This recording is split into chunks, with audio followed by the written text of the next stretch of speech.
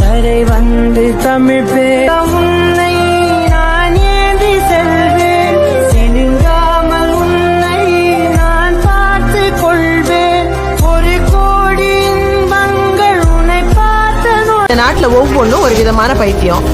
அவனுக்கு